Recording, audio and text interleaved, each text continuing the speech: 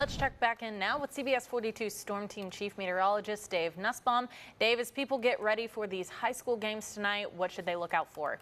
Well, mild temperatures, not too bad out there, Maddie. There will be a low chance for a couple of showers for the games, but really, most of you will stay dry. The best chance for rain south of I-20 and closer down toward the Montgomery areas. If you're traveling that way, be prepared for rain. Our weekend here, long Labor Day weekend, warm and dry out there. Could see a couple of showers Saturday and Sunday, but most of you stay dry in the mid-80s. Better chance of rain begins Monday through Wednesday of next week ahead of a cold front that'll move through on Thursday. But the muggy weather, it's back. Now, it's not as bad as it usually is, where dew points are in the 70s and you're 80. We're kind of in the 60s here, but we're going to see that sticky weather continue through the Labor Day weekend. Now, temperature is now 88 degrees. The dew point number the other day was in the 40s. Now it's at 62, so it's a little bit muggier there. It's some cloud cover you can see from our BJCC camera. We're the warm spot with Jasper and Faded 88. Same for Tuscaloosa. How about Carrollton, Mountville 87 for you, 84 Anniston and Talladega, back to Aniana and Clanton coming in around 81. Little thicker clouds and a couple of stray showers here south of Maplesville, the Clanton area as you get down toward Cusada,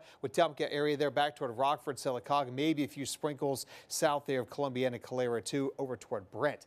Not a lot of rain here, and most of this is going to be kind of staying farther to the south. It's drifting a little way northward, so we'll allow for a couple of showers again south of I-20. But with our front down along the coastline, we're seeing some overrunning moisture, meaning it's going over top of the front, and that's why South Alabama has the rain.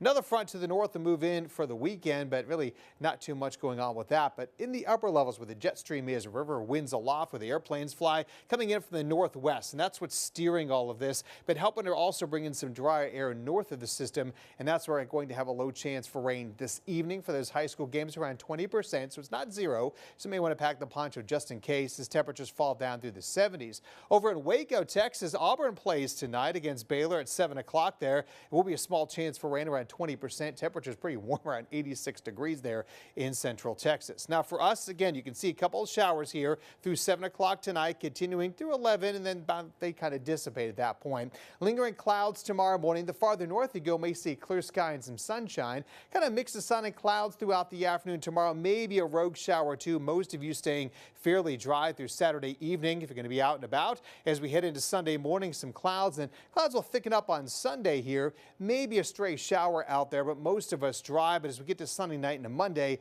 that's when some rain will start to build back in. So for the Alabama-Florida State game down in Tallahassee, that's a 2:30 kickoff there. And look at this. Lots of rain and thunderstorms expected throughout the entire game. Temperatures falling through the 80s there. Could be really sloppy, rainy weather out there. Hopefully no lightning delays, but something to consider if you're going down to Tallahassee.